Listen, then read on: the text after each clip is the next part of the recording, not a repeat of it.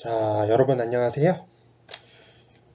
총생과의 역사 시간이 다시 돌아왔습니다. 이제 우리가 172쪽까지 이야기를 해봤고요. 그럼 1910년대 일본의 통치랑 그 다음에 독립운동 이야기를 마친 게 됩니다.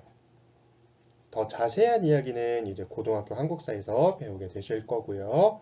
우리는 173쪽으로 이야기를 이어가겠습니다. 173쪽의 내용을 쪼개보면 일단 1920년대 독립운동 이야기예요. 1920년대 독립운동은 크게 세 가지 정도로 나눠볼 수 있거든요. 그럼 세 가지로 나눠보면 첫 번째로 실력양성운동 이야기를 할 수 있어요. 실력양성운동은 우리가 더 많이 배우고 돈을 더 많이 벌고 더 똑똑해지면 독립이 찾아올 거야. 이런 이야기. 그래서 학교를 세운다던가 아니면 경제적으로 뭔가 벌이를 한다든가 이런 부분에 초점을 많이 맞추셨어요. 한편 우리 생각을 좀 합쳐야 돼. 우리가 서로 다른 생각들을 가지고 있는데 독립이란 목표는 같거든. 그러니까 같이 한번 손잡아 보자 라는 민족협동전선운동, 다른 말로는 민족유일당운동이라고 부르는 운동이 하나 있고요. 마지막 하나는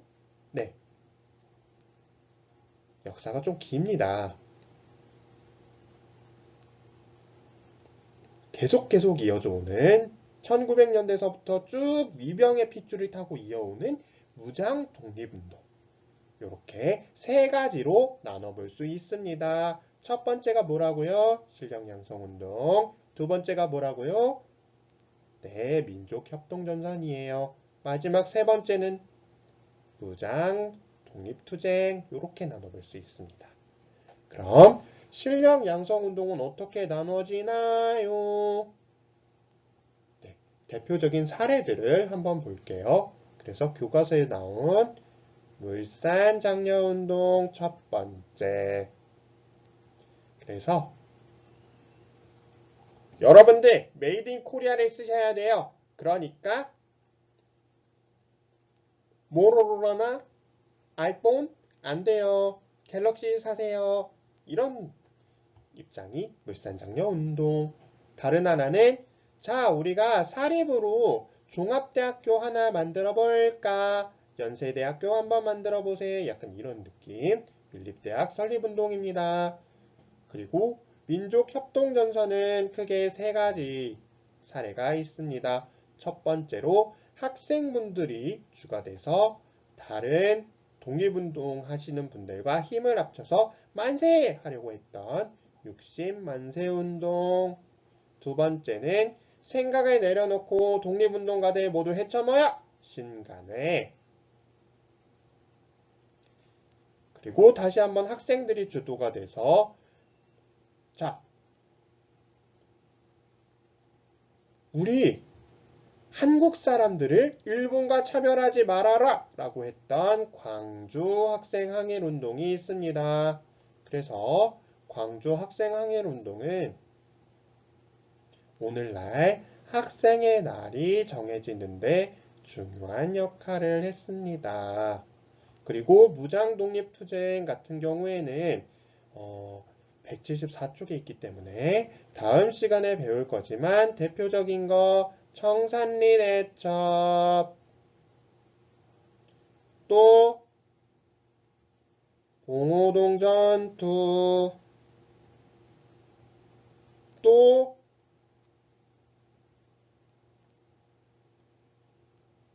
네, 요거는 고등학교에서 더 자세하게 배우실 부분이지만 역시 매우 중요한 삼부통합운동 이렇게 되겠습니다.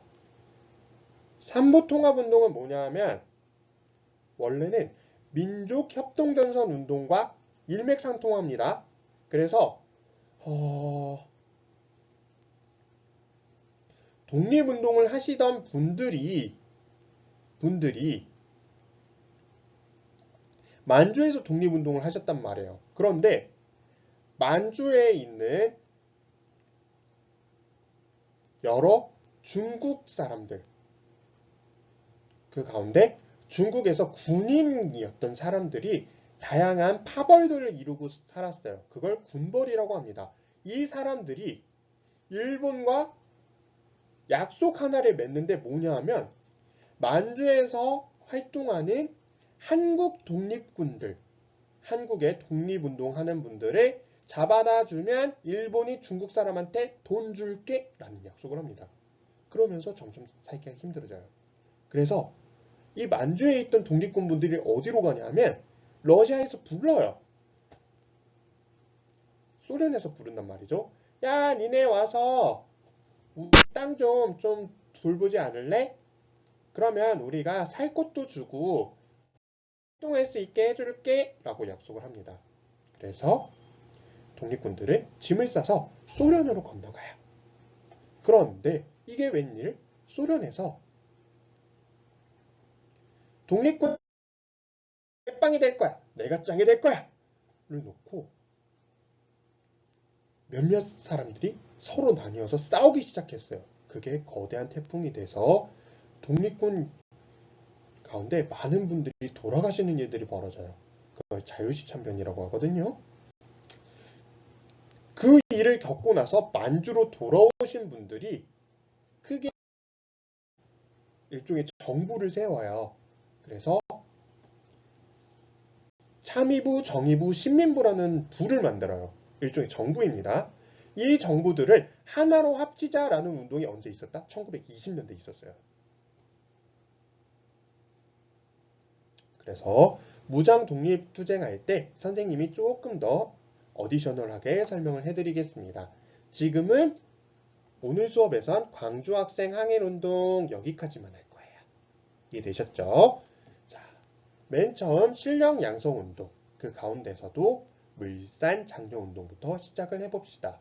자, 물산 장려운동은 우리나라 물건을 우리나라 사람이 더 많이 사야 돼요. 이런 운동이라고 말씀을 드렸습니다. 그럼 배경이 있어요. 어떤 배경?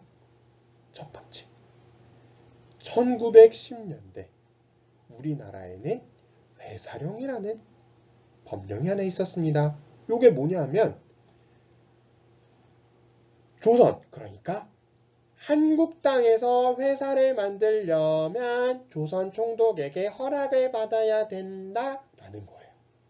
그런데 1920년대 들어 이 회사령은 없어집니다. 왜요? 자, 회사령은요. 첫 번째로 아직 일본 회사들이 준비가 안 됐어요.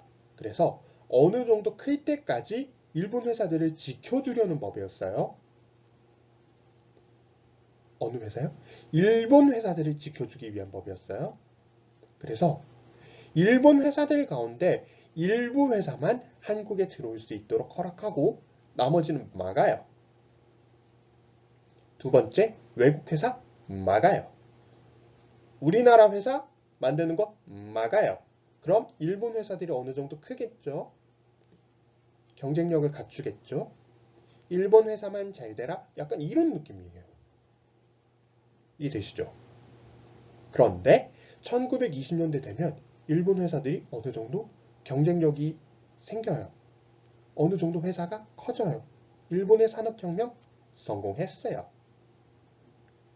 그럼 일본에 있다가 한국 땅으로 오려는 회사들에게는 이 회사령이 방해가 됩니다. 없애줘요, 없애줘 라고 요구를 하게 됩니다. 그래서 회사령이 사라졌어요. 그래서 우리나라 사람들이 자, 그럼 우리도 이제 회사를 한번 만들어 볼까? 으라차차 하는데 잠깐만, 우리 하나 더 없앨 거야 라고 일본이 이야기를 합니다. 뭐였냐면 관세예요. 선생님, 관세가 뭐예요? 이 관세라는 거는요, 일본하고 우리나라 사이에 물건을 사고 팔 때 세금을 매기는 걸 관세라고 하거든요. 그럼 이 관세는 한 나라에서 다른 나라로 물건이 옮겨질 때 거기에 붙는 세금이 관세예요. 그런데 일본과 우리나라 사이에 세금이 있었다. 그런데 지금 1920년대 돼서 그 세금이 사라졌네? 그럼 무슨 얘기냐면 전 세계 모든 물건이 우리나라로 들어오는데 일본 세금만 관세가 없어요. 일본 물건만 관세가 없어요. 그럼 일본 물건을 무진장 싸게 팔 수 있는 거예요. 그러니까 우리나라 사람들이 힘들게 회사를 만들고 그 회사에서 물건을 만들어서 내놔도 일본 게 더 싸다. 일본 게 다이소 물건이다. 이런 느낌인 거예요. 싸다고.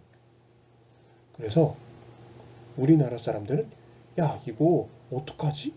우리나라 사람들이 우리나라 물건을 사게 애국 마케팅을 한번 해보자 라고 하게 됩니다.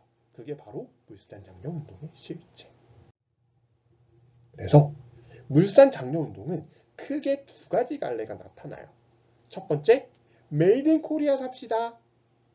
두 번째는요, 아껴 씁시다. 돈을 아껴 쓰세요. 그래서 절약합시다. 그래서 일본 물건 굳이 안 사고도 대체할 수 있으면 그걸 쓰자 이런 얘기예요. 이해되셨어요? 그래서 평양에서 만들어진 조선물산장려의 취지서를 보면 이런 얘기가 잘 나옵니다. 첫 번째, 메이드 인 코리아 쓰자. 두 번째, 꼭 일본 물건 안 사도 되는 건 사지 말자. 아껴 쓰자. 이런 겁니다. 그래서 물산장려운동은 우리나라 사람이 우리나라 물건을 사자라는 운동이니까 살려는 사람은 되게 많아요. 그런데 어머나 이게 웬일? 살려는 사람은 많은데 어머 물건이 없네? 이런 상황이 벌어집니다. 그러면서 일부 자본가, 즉 회사를 만든 사람들만 돈을 버는 상황이 벌어져요. 그래서 여기에 대한 비판이 등장하기 시작합니다. 슬라이드 하나 넘겨볼게요. 물산장려운동 표 잠깐 이야기를 할게요. 여기에서 조금 얘기할 게 있어서 그래요. 물산장려운동 표를 낸 사람 가운데 선생님 표시한 사람을 찾아보세요. 그러면 이광수거든요.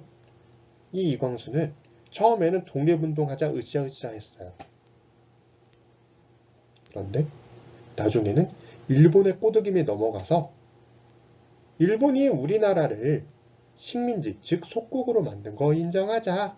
우리는 할 수 있는 만큼만 자치를 누리자. 그 말은 우리가 우리의 나라를 갖고 우리의 대표들을 뽑아서 정치를 하는 게 아니라 어느 정도 일본이 우리나라의 상전, 즉 높은 나라로 있고 우리는 일본인으로 살면서 할 수 있는 것까지만 하자 이런 거예요.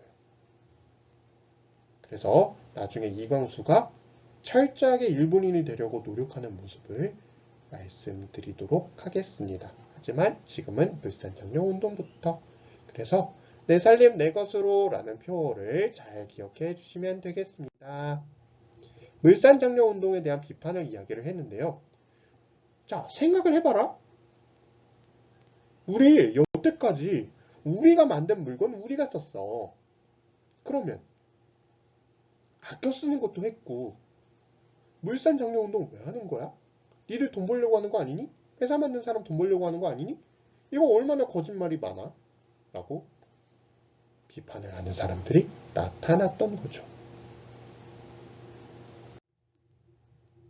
그래서 아니야 모두가 잘 살기 위한 거야 라고 변명을 하는 사람들도 있었지만 많은 비판을 받았고 일본의 방해로 실패하게 된다라는 거 기억을 해주시면 되겠습니다. 자, 이제는 대학 설립운동을 살펴보도록 할게요. 우리 영상을 보고 나서 퀴즈에서 중학교, 고등학교에 해당하는 학교를 뭐라고 불렀다? 하나, 둘, 셋. 보통학교라고 했어요. 그래요. 잘하셨어요. 그런데 일본은 우리나라에 고등학교 정도까지는 만들어 놨어요. 그런데 내가 고등학교에서 조금 더 공부를 하고 싶어서 대학에 가려고 그래요. 근데 대학에 못 가요. 왜? 없어서. 없어서. 그래서 우리나라 독립운동가 분들은 이 대학을 우리가 만들자라는 생각을 하게 됩니다. 그래서 밀립대학 설립 기성회를 만들어요. 이건 뭐냐면 밀립대학이라는 거는 사립의 뜻입니다. 즉 나라에서 세운 게 아니라 민간에서 개인이 세우거나 혹은 어떤 단체가 중심이 돼서 만든 것을 사립이라고 해요. 근데 이 당시에는 밀립이라는 표현을 썼어요. 그래서 종합대학교를 하나 만들자. 지금의 서울대학교에 해당하는 대학을 우리가 한번 만들어 보자. 이런 얘기입니다. 이해되셨죠? 그런데 일본은 이것을 막아요. 철저하게 막고 모금 활동을 펼치는 걸 방해합니다. 그러면서 우리나라 땅에는 일본이 세운 대학교가 하나 들어서는데 그것이 경성제국대학교예요. 다만 일본은 우리나라 사람들이 경성제국대학교에서 배운 것을 독립운동에 써먹을까봐 철저히 기술 위주의 학과들을 설치했다고 해요. 기계 만들고 막 그런 학과들. 이해되셨죠? 자, 이제는 민족협동전선운동이 펼쳐지게 된 배경을 살펴볼 거예요. 그래서 앞서서 우리가 이광수라는 사람을 잠깐 만나봤어요. 그런데 이 이광수는 일본의 꼬드김에 넘어가서 우리가 일본 사람으로 살면서 일본이 허락하는 범위 내에서만 정치를 하자 이런 주장을 합니다. 그것을 뭐라고 이야기를 하냐면 자치론이라고 해요. 뭐라고요? 자치론. 그래서 이런 사람들이 점점 늘어갑니다. 이광수 같은 사람도 있고요. 최린 같은 사람도 있습니다. 그래서 점점 일본 쪽에 빠져들게 돼요. 친일파가 되어가는 거죠.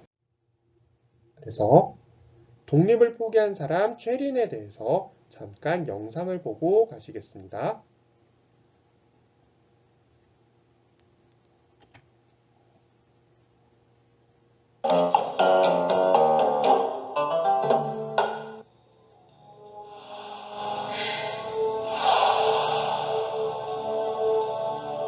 그럼 최린 빼고는 나머지는 변절 안 한 거예요? 예, 그렇죠. 예를 들면 뭐 옥화 이종일 선생은 그걸 선언서를 만드는 인쇄할 때 네.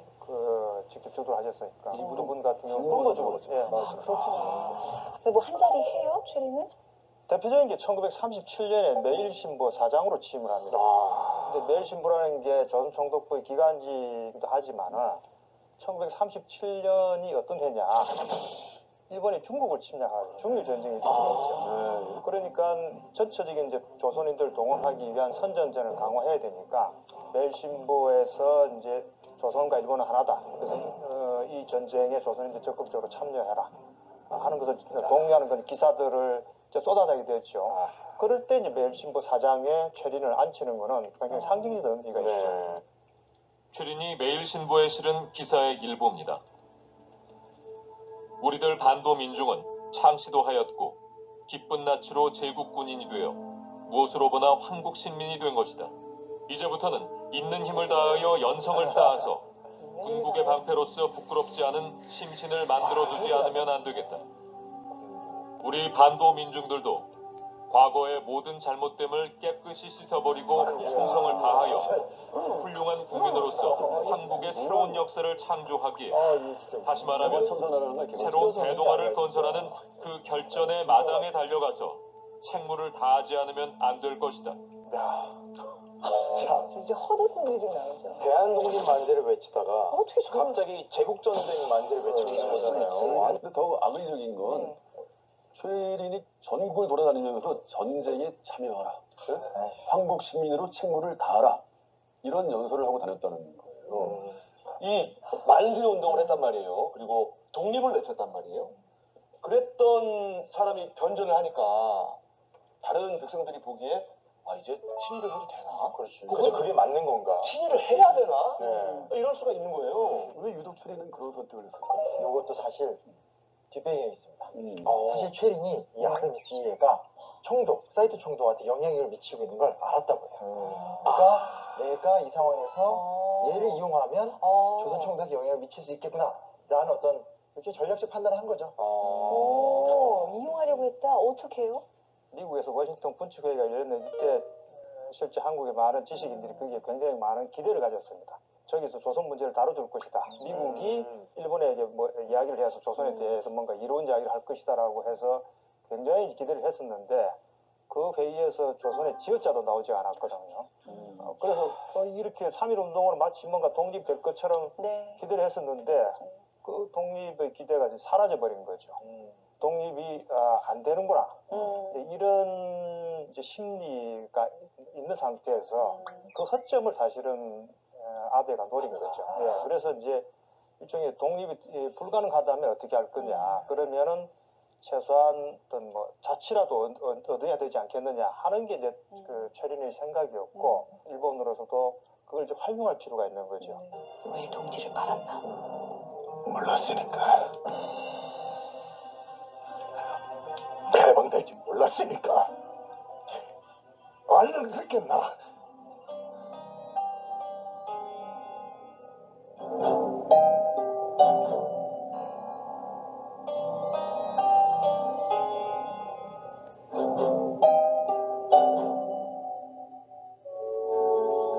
자치라는 게 근데 나라가 있어야 의미가 있는 거잖아요. 지금 일제의 식민 통치는 또 받아들이면서 이런 주장을 펼친다는 게 과연 일본이 조선의 자치를 허용할 것인가?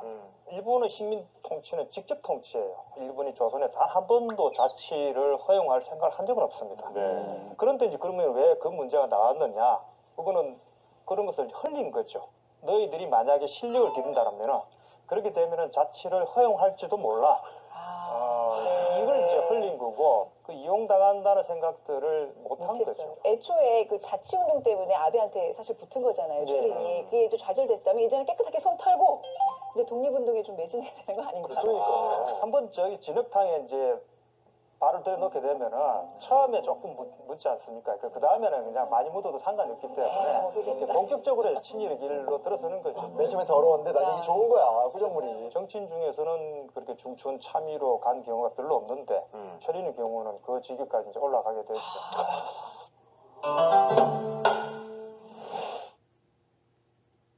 오케이. 그래서 지금 무슨 얘기를 하는 거냐면 최린은 이광수와 마찬가지로 원래 독립운동을 하던 사람이었어요. 그런데 독립운동을 하던 사람들 가운데 일본의 꼬임에 넘어가서 일본이 우리나라를 속국으로 삼는 것을 인정하고 또 우리는 독립 절대 못한다. 일본인으로서 적어도 지금 우리 각지에 있는 구의회, 시위회 이 정도까지만 하는 것이 바람직하다. 이런 이야기를 했어요. 그리고 일본의 편에 붙어서 일본이 남의 나라를 쳐들어갈 때 우리나라 남자들이 앞장을 서야 된다. 이런 주장을 하고 다닌 거예요. 그래서 점점 이런 사람들이 늘어나자 독립운동을 하시는 분들 가운데는 야, 이렇게 독립운동을 하다가 마음을 바꿔서 일본 편에 서는 사람들이 너무 많다. 그러니 지금은 서로 생각의 다름을 내려놓고 독립운동에 더욱더 사람들이 힘을 합쳐야 할 때다라는 생각을 하게 된 거죠. 그래서 민족을 강조해서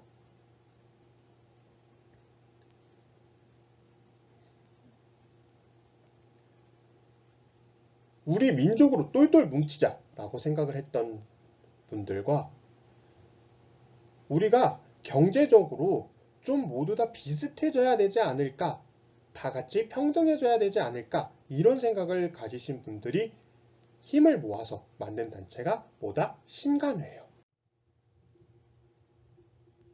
잠깐 분화로드 운동 포스터가 나왔는데요. 이 분화로드 운동 포스터는 실력 양성 운동과 맞닿아 있습니다. 그래서 한글을 모르는 사람들에게 학생들을 보내서 여러분과 같은 중학생, 고등학생 분들 또는 대학생 분들을 보내서 한글을 가르치고 글을 알게 하는 그러한 운동을 하는 게 분화로드 운동이었어요. 그래서 이런 운동들에는 조선일보, 동아일보가 많이 앞장을 섰습니다. 신간의 이야기를 하기 전에 60만세 운동을 하도록 하겠습니다. 자, 지난 시간에 우리가 3.1 운동을 공부를 했죠. 3.1 운동은 누구의 장례식을 앞두고? 그렇죠. 고종의 장례식을 앞두고 벌어졌던 것이 바로 3.1 운동 되겠습니다. 그럼 60만세 운동은 고종의 아들 누구일까요? 네, 순종의 장례식 때 있었던 것이 바로 60만세 운동 되겠습니다. 그래서 민족주의 계열, 민족을 강조하는 천도교 분들과 또 경제적으로 평등해지자라고 말했던 사회주의자 분들과 또 3.1 운동으로 우리도 뭔가 독립운동에 참여할 수 있겠구나를 깨달은 학생분들, 이렇게 세 부류의 독립운동을 하는 분들이 한데 모여서 순종의 장례식 때 만세를 외치자라고 마음먹었던 것이 바로 60만세 운동이 되겠습니다. 그런데 문제는 사회주의자 일본에 들켰죠. 천도교분들 일본에 잡혀갔어요. 나머지 분들 누구? 학생분들이 남아서 여러분과 같은 학생분들이 독립운동을 일으킨 것, 그것이 바로 60만세 운동 되겠습니다. 그래서 지금 나와 있듯이 일본인 선생님에게 배우지 말자, 우리에게 자유롭게 신문을 내고 책을 쓰고 모일 수 있는 자유를 달라, 일본군 물러가라, 또 모든 사람들 돈 내고 배우는 것이 아니라 돈 내지 않고도 공부할 수 있게 해달라, 우리가 뭔가를 배울 때 한국어로 배울 수 있게 해달라, 이러한 주장들을 경문에 담아서 뿌리게 됩니다. 그래서 60만세 운동은 3.1 운동에 이어서 또 우리나라 국내에서 많은 사람들의 독립의지를 보여준 운동이 되겠습니다. 자, 앞서서 계속 이야기를 했던 신간회입니다. 그래서 민족을 강조하는 분들, 그리고 경제적으로 우리가 다 비슷해져야 돼 라고 주장을 하시는 사회주의자 분들이 힘을 합쳐서 신간회라는 단체를 만들었는데, 이 단체의 특징은 합법이에요. 뭐라고요? 합법입니다. 즉, 일본이 문화 통치를 하면서 사람들이 단체를 만드는 걸 허락해 줬잖아요. 그렇게 허락을 받은 단체 중에 하나가 뭐다? 신간회다. 잘 기억하세요. 그래서 우리는 깨어있자. 우리는 열심히 모이자. 그리고 우리는 일본에 빌붙지 않겠다. 이런 주장을 하신 분들이 신간회 되겠습니다. 그래서 토론회를 한다든지 강연회를 한다든지, 그래서 사람들에게 독립을 해야 되겠다라는 생각을 자꾸 불러일으키는 역할을 하시는 분들이 바로 신간회예요. 그래서 신은 새롭다, 간은 뿌리 간자, 줄기 간자를 써요. 새로운 줄기가 되겠다, 독립운동의 새로운 물줄기를 틀겠다, 이런 뜻을 가지신 분들이 되겠습니다. 그리고 오늘의 마지막 하이라이트, 광주 학생 항일운동입니다. 그래서 11월에 있는 학생의 날,